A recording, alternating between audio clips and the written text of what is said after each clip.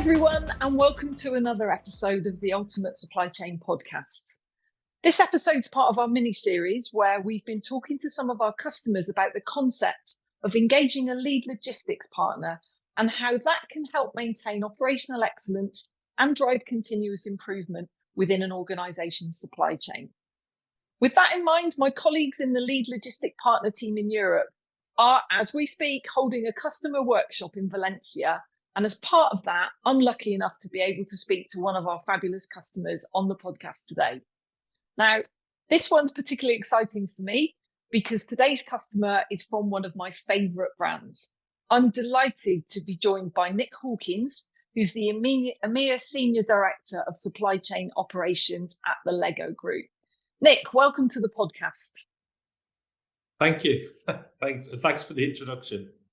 Not Happy at all. You're excited.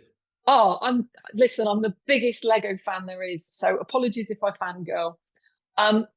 We're just going to kick off by a few questions about you and your role.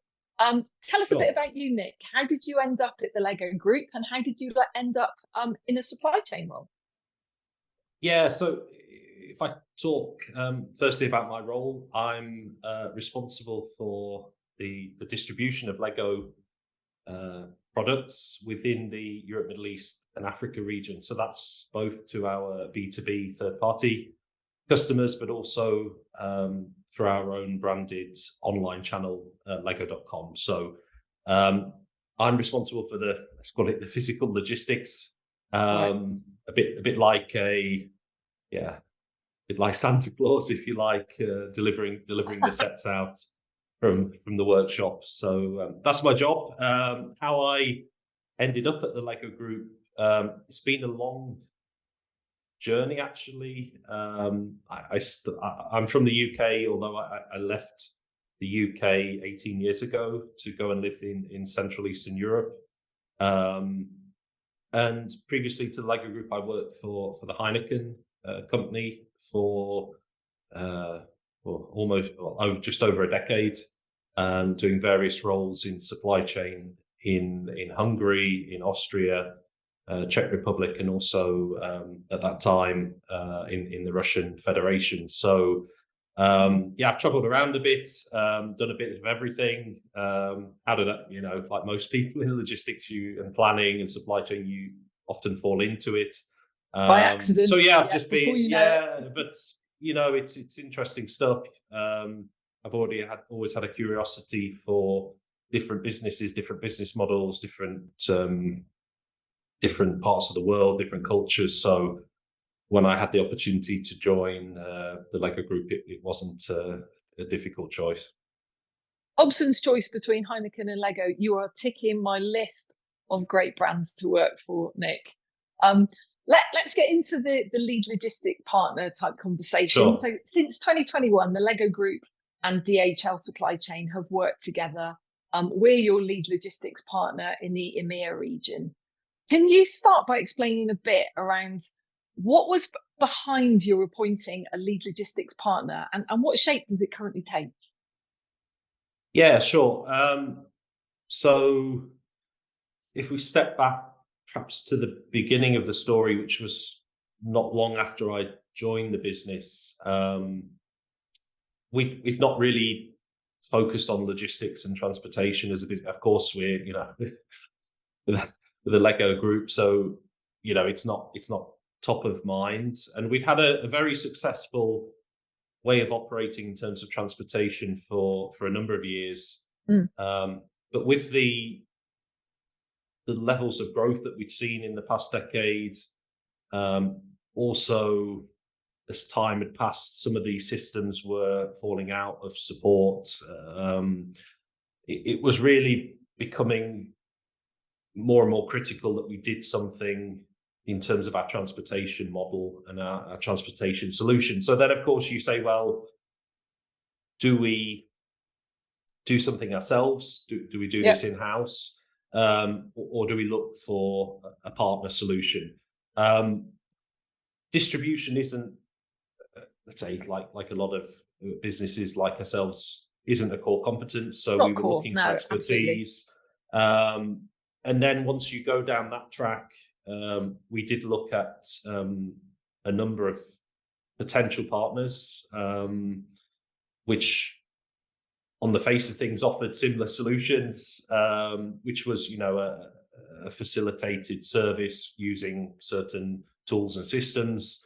And through that process, which was led as well with our procurement team, we came to awarding the business to DHL LLP, working out of the Istanbul operation office. Right. So what shape does it currently take, Nick? Accepting that you maybe started by thinking about your transportation and then perhaps seeing some opportunities beyond that. Perhaps I'm assuming when you start to talk to partners, you see that it isn't, or it doesn't need to be quite as product siloed as you might think. Yeah, I think first of all, the scope was around transportation management as the core. Often the way. Yeah, and what we've added on to that as we've gone through the journey is interactions with our customers. So in terms of booking in an additional services, so coordinating booking slots, etc. Also in terms of, I think the other big area would be the value added services, so value creation. There's been a number of projects and initiatives, as diverse as, looking at alternative pallet types and pallet pools and lots of stuff like this. So I think at the moment, that's the scope. We are at the moment just operating on the EMEA, which is principally a European footprint. We're one of the, along with the Americas, one of the larger regions within the LEGO Group. Relatively, I think as well, complex from a logistics perspective for us, because we have the legacy of quite diversified markets. So a lot of stores, a lot of independent stores, toy specialists in Europe. So I think that's about where we're at. And how are you measuring success of what you've implemented, of that lead logistic partner model? Yeah, well, like any project, I think there's the tangible and the intangible. So in terms of tangible, of course, we're looking at principally the financial benefits, which are relatively simple to track, and we are seeing those. I think also the service element as well. And I think the intangibles is more around feedback and from my internal stakeholders. So just to explain that we are a central function in the LEGO Group for logistics in Europe, Middle East, Africa. Right. But our commercial businesses are, let's call it more national or localized. Right. Yes. So but they're all utilizing the same service, the same operation. So very much it's also the feedback from those commercial units who, in the end, it's us delivering the goods to their customers, and the feedback that we're getting. So we had a very successful time a year ago. So of course we're very seasonal. We're a very seasonal business. We do a lot of our business in Q4 and not even Q4, November, December. And we had some very, very positive feedback last year, which was the first year that the first high season that we'd run with the LLP model. So everyone was very, very happy. I think the flexibility was great. The visibility, transparency, also the follow-up if there were issues was fantastic. Yeah, and we hear that a lot from customers. It is around cost, visibility, availability, transparency, and you're absolutely right. Those things aren't always the tangible and easy to measure. One of the LEGO Group mottos is "Only the best is good enough," and that's a sentiment that we definitely agree with at DHL Supply Chain. Can you speak a bit about how the LLP structure enables you to make sure your supply chain is always operating at its best and continuously improving? Yeah, it's a good question. And I know I've had some time to think about that one. I think really what you're bringing to us is leading expertise in logistics. So whether that's from the team themselves and their skill set and their mindset, let's say, but also the systems. So I think where we really benefit is with, by having shared platforms, but also you innovating and investing in, if you like, those best in class solutions. We can leverage those in a way that we would never hope to be able to do if we tried to do it ourselves. So I think those are the main areas where you can really help it makes perfect sense that you shouldn't expect the Lego group to be experts in logistics. It's not, as we've said, it's not your core competence. So it makes perfect sense to get experts in to do what they're expert at. We touched a bit a minute ago, Nick, on the fact that your function is central, but there are other functions within your business that are perhaps a bit more local. Now, accepting that the Lego group is a global company, that brings its own opportunities and challenges. What would you say are the main benefits of that global footprint, and what is proving the most challenging about operating across borders? Yeah, I mean, maybe to explain a little bit how we're set up, we operate we're the Lego Group. We are a single branded product. We only have the Lego brand, so that's extremely important to us, that we manage that and govern that well.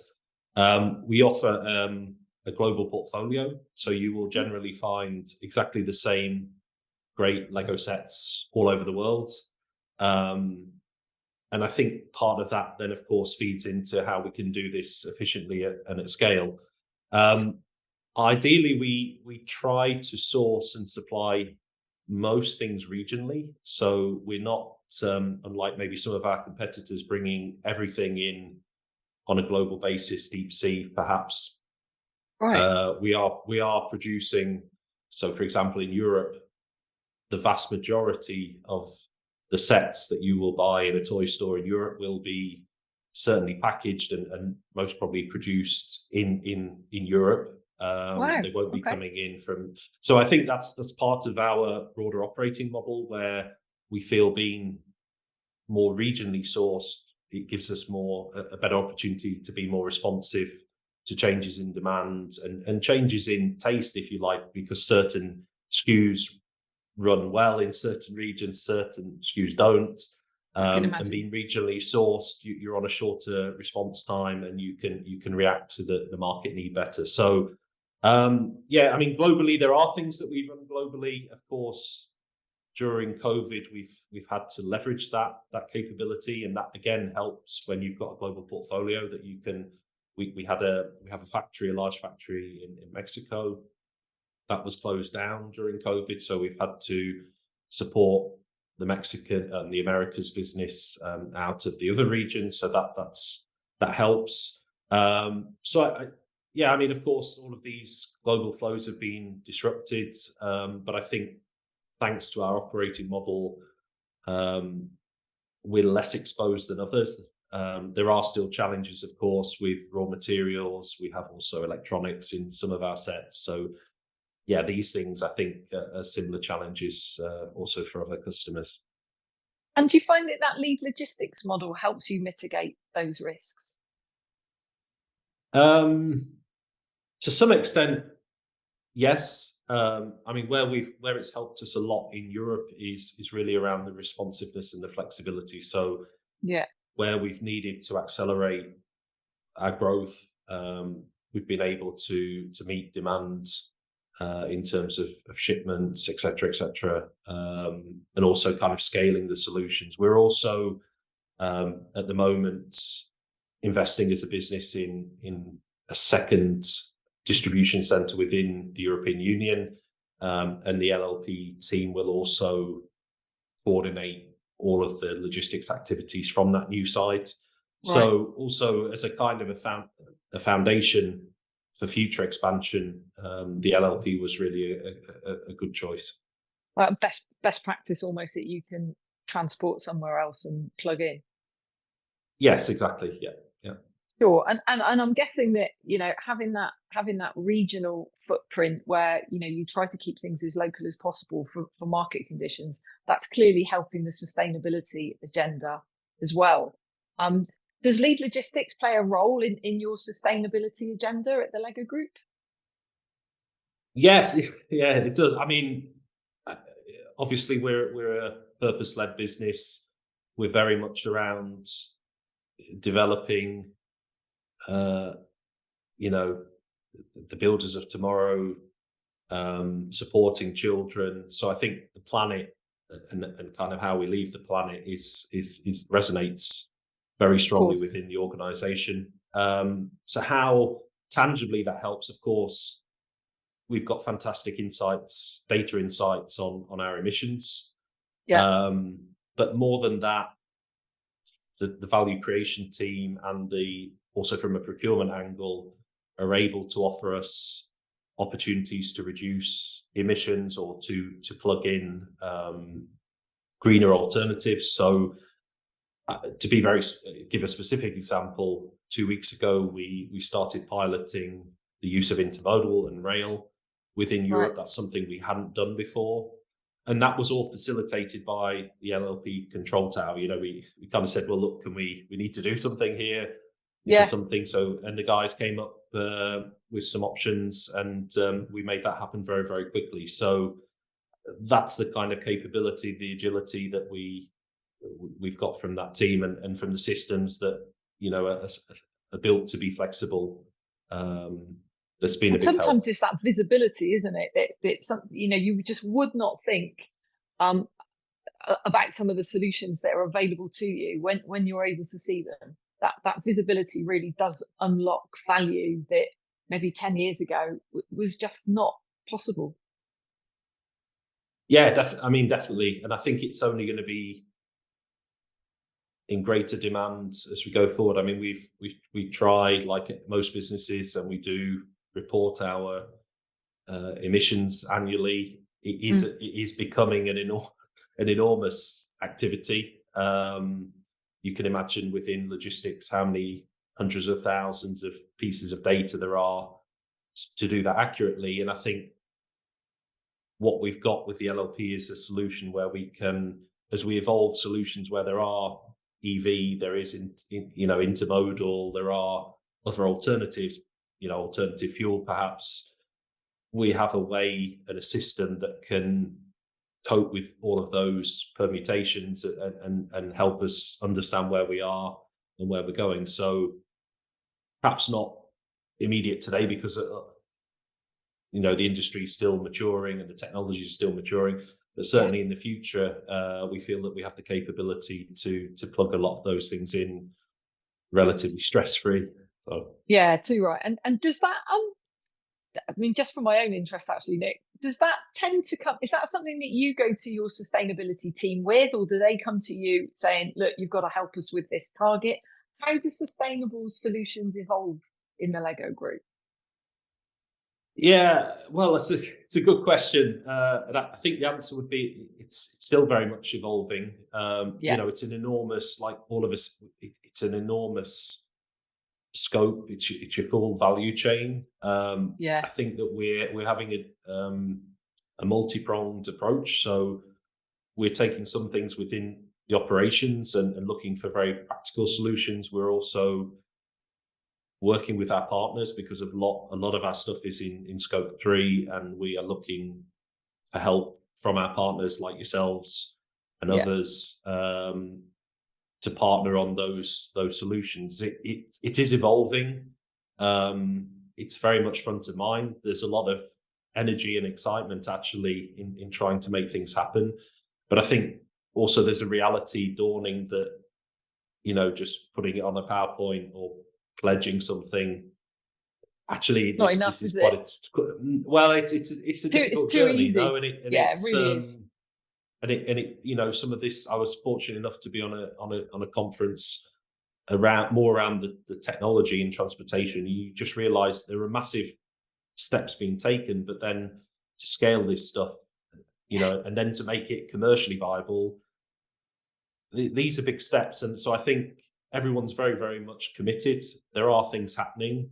And yeah, I'm sure we'll get there. But it doesn't happen overnight. And there isn't, something you can just pick up and make yourself. No, exactly. And I think, but I think it's important that we keep this as a positive journey. I think it's important we keep partnering with companies like DHL. We've had some really good successes. I mentioned the intermodal. We were also in the Czech Republic, one of the first sites in Central Eastern Europe to use one of the electric trucks for the Lego operations. So very much open to that. And yeah, we definitely need to step together with yourselves and also with the manufacturers of the equipment. Yeah, and I think that's where big industry partners come together, and with agendas like sustainability, that's where the sea change comes. We're bigger than the sum of the parts when we work together with a single goal in mind. So finally, Nick, let's look forward. Here's the big question. I'm not asking you what the big product's going to be for Christmas, don't worry. What does the future hold for the Lego Group? I can tell you what's on my list, but that's for another time. What does the future hold for the Lego Group? And how are you and your supply chains holding the key to supporting that? Yeah, so I mean, as I mentioned earlier, we are a purpose-led company to inspire the builders of the future, of tomorrow.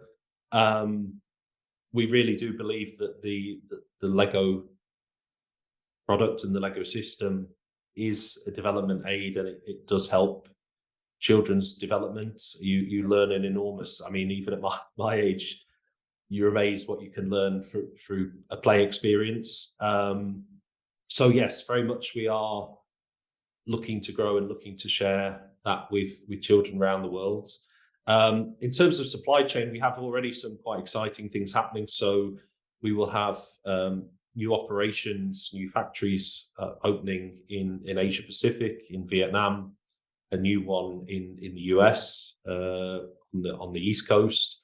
And as I mentioned, also in terms of distribution, we will be having a new distribution footprint around the world. So I think the future is kind of happening now for us. And yeah, I think obviously there's a lot to lift there, a lot of change, and probably, encountering challenges that we haven't done for a number of years. But for us, very much, I think the future is happening now in terms of our expansion and our growth ambition.